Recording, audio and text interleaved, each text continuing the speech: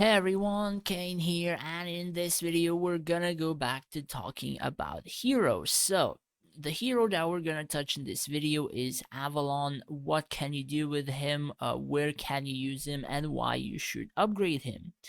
So basically this hero is a buffer in terms of humanoid armies and even the human race.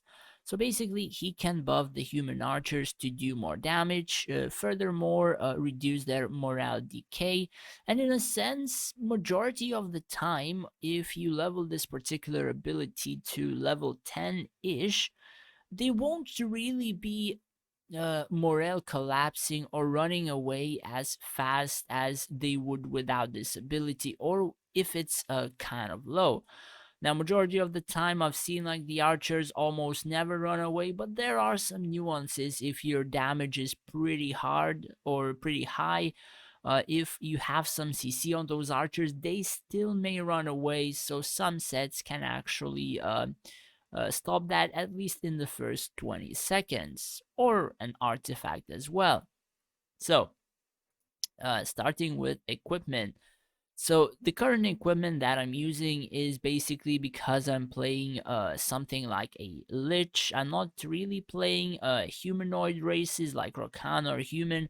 So the equipment might change drastically in terms of that. So there are a couple of sets which you can use. The first one is the Dragon Lord Standard, which is the Clash of Fate set, which grants a protective shield to nearby allies that blocks one instance of incoming damage per unit greater than 20% of the max HP. So that can be like, I suppose, a Valerie huge proc, I suppose a Rufus Leo's Pride, I suppose like Avril's damage, all that kind of stuff.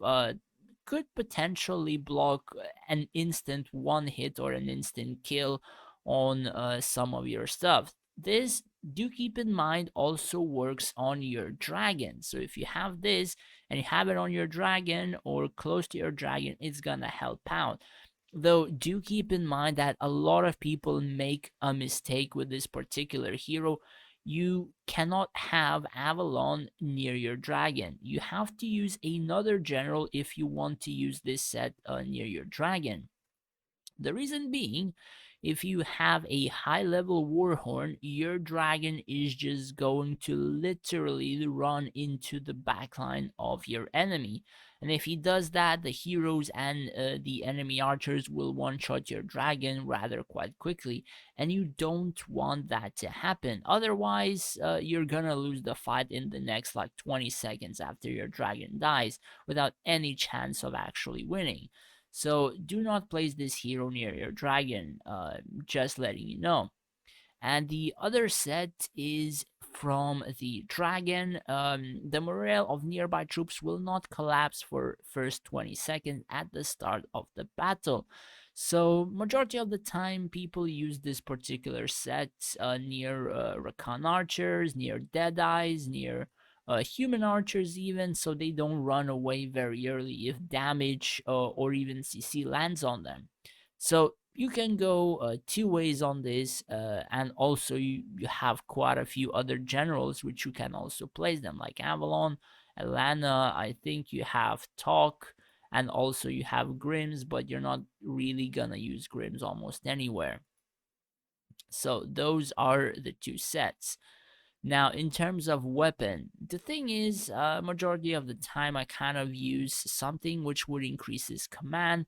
So that can be the Heaven's Edge, which is good for events as well, because he can morale boost some archers like Rokan archers, Sylvani archers for events which will do more damage and stuff like that, or start as higher morale and eventually boost up quicker. In terms of trinkets, there are a few ways which you can go, whether you have a Drake set or not. You have a +1 towards Warhorn, which is good for events, and then you have another, let's say, trinket, which will either be buffing his abilities or you will be buffing your field. So that can be friendly dragon damage 5%. That can be after battle begins, surrounding ranged units have their accuracy increased. You can even put Flawless Symphony for some attack speed every now and then. There are stuff like even Cosmic Harp gives evade chance and bonus healing received, but I don't think that's incredibly good. You can put Flawless Degra Necklace, which grants lifesteal and bonus healing received to ranged allies. And I think there are a couple more. One moment to find them. I don't think I have those Flawless. One moment. So yeah, Seraphic Ring grants 15% bonus damage to nearby ranged units, and I think there is like one or two more which you can put, like even I suppose a Scarab for nearby troops, granting a physical shield worth of 8% their full HP. Something like that. You can just put this hero in terms of a buffer, or even provide some survivability so he doesn't get one-shotted. In terms of prisms, you may want to put a buffing prism on him. The thing is, depends what you use him for, where you put him, and then it will be kind of, I suppose, um, a nuance, a decision of what prism you should be putting on him. If he's in a safer position, then you can put a very good prism on him. If he's in a not so safe position, then you likely don't want to put a pretty important prism on him. And this one is like somewhere in the middle, since it's tier 7 and also buffing the troops. So I want to have it on my field, but at the same time, if it's lost, it isn't really a huge waste. Uh, the other thing about the prisms is you need to have another prism which is tier 10, like you see here, and also have a set for it with blessed dexterity, granting non-dragon allies attack speed by 50% for 30 seconds, and another 10% with another set. I think it's these two, so an additional 60% attack speed for all nearby allies near Avalon. So basically, you will have Warhorn 40% or 140% plus 60 more percent from that. So for events, this is actually pretty overpowered, and I swapped that prism on Avalon, depending which event it is and whether or not I would require it. The other thing is the artifact. Now, Avalon is probably one of the best event heroes, or one of the best event heroes out there. For the reason being is that he grants so much attack speed, especially with that other prism, that majority of your ranged units clean house with like literally almost anything on the enemy side of the field for the events. So it depends whether how many heroes you can place on your field. If you're placing Avalon solo, likely you want to have a tempering charm buffing like 2 or 3 squads of archers. Perhaps you may want to try like at least one other, let's say, artifact.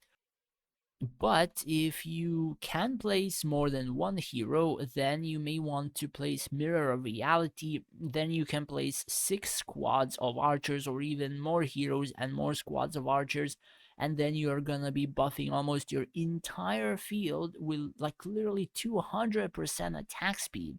And potentially that Seraphic Ring with additional 15% bonus damage.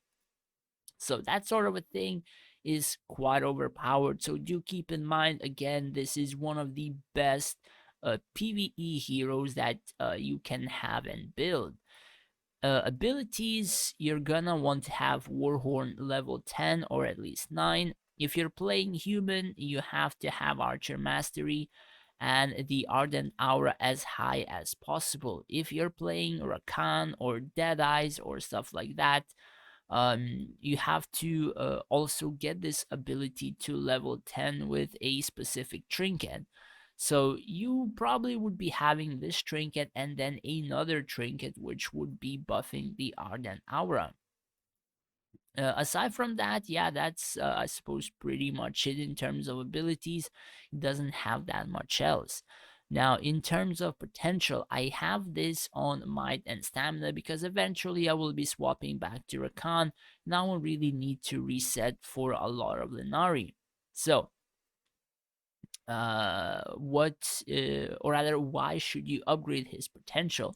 The thing about Avalon is, again, he's one of the best PvE heroes, and he becomes even better at potential 50. The reason for that being is because the Warhorn Exalted ability, granting additional damage dealt to all nearby units affected by the Warhorn. So that can basically be uh, almost entire field if you have the Mirror of Reality artifact. So do keep in mind that for most of the events where people are scoring like 2, 3, 4, 5 seconds with one or two heroes, likely they have Avalon at 50 potential if they are a higher core. Cause man, like this ability kind of makes those archers or deadeyes or stuff like that do some pretty incredible amounts of damage. So if you are looking to increase your PvE rankings, PvE score, all that kind of stuff, you may want to upgrade this hero to potential 50 first.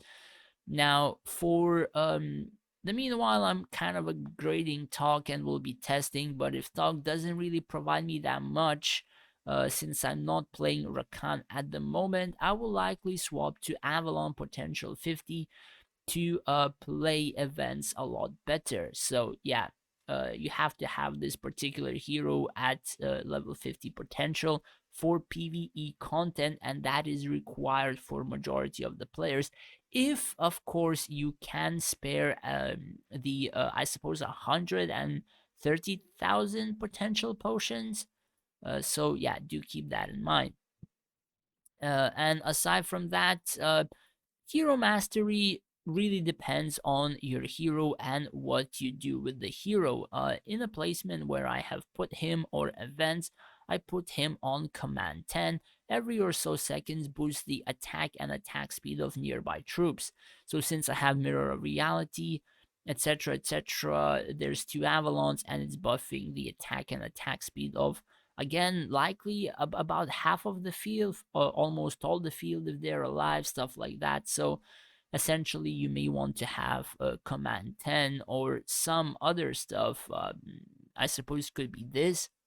Really depends on placement, which event, and all those kinds of things. And I suppose that is pretty much it for this particular hero. This is, again, probably one of the more important heroes in your account, or should be in your account.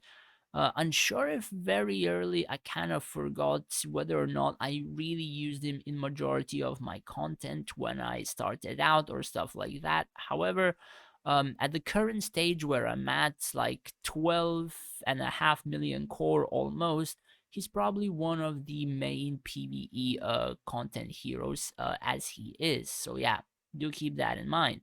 That's pretty much it for the video. If you did find it useful and you did enjoy it, do hit that subscribe button. It would help me out a lot. Thanks for watching, take care, and stay safe out there.